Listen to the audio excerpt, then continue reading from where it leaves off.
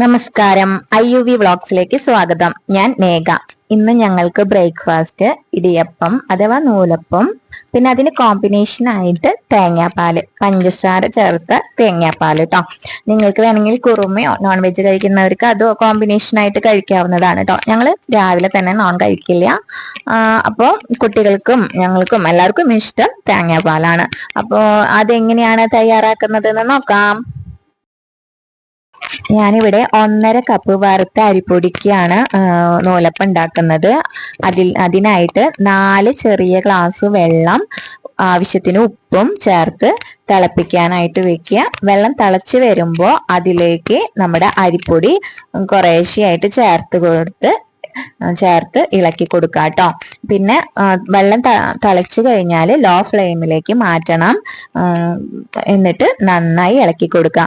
ശ്രദ്ധിക്കേണ്ട ഒരു കാര്യം, അടി കട്ടിയുള്ള പാത്രം എടുക്കാനായിട്ട് എപ്പോഴും ശ്രദ്ധിക്കുക. നോൺ സ്റ്റിക്ക് ആയാലും പ്രശ്നമില്ല, അടിയിൽ പിടിക്കാതെ ശ്രദ്ധിക്കണം.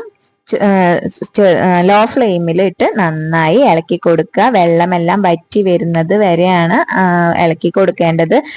ഈ പാകമാവുമ്പോൾ നമുക്ക് ഫ്ലെയിം ഓഫ് ചെയ്തിടാം കേട്ടോ.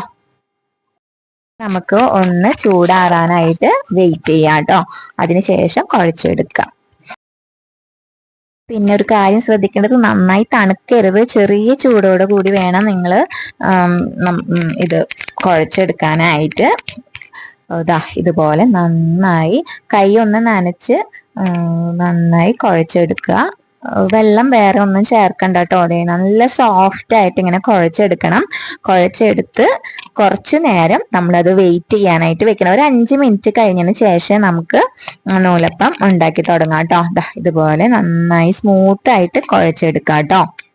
ഒരു 5 മിനിറ്റ് അത് റെസ്റ്റ് ചെയ്യാനായിട്ട് വെക്കാം. ഇഡ്ഡലി പാത്രത്തിലാണ് നമ്മൾ നൂലപ്പം വേവിക്കാനായിട്ട് വെക്കുന്നത്.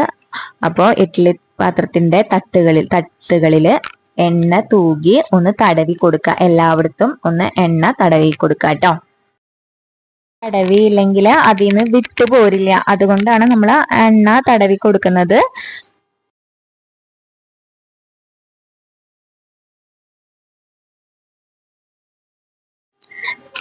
നമ്മൾ ഇടിയപ്പത്തിന്റെ അച്ചിലേക്ക് മാവ് ചേർത്ത് ഇതുപോലെ അടച്ച് ഇനി പിഴിഞ്ഞു കൊടുക്കാം കേട്ടോ. ഇതുപോലെ പിഴിഞ്ഞു കൊടുത്ത് വേവിക്കാൻ വെക്കാം.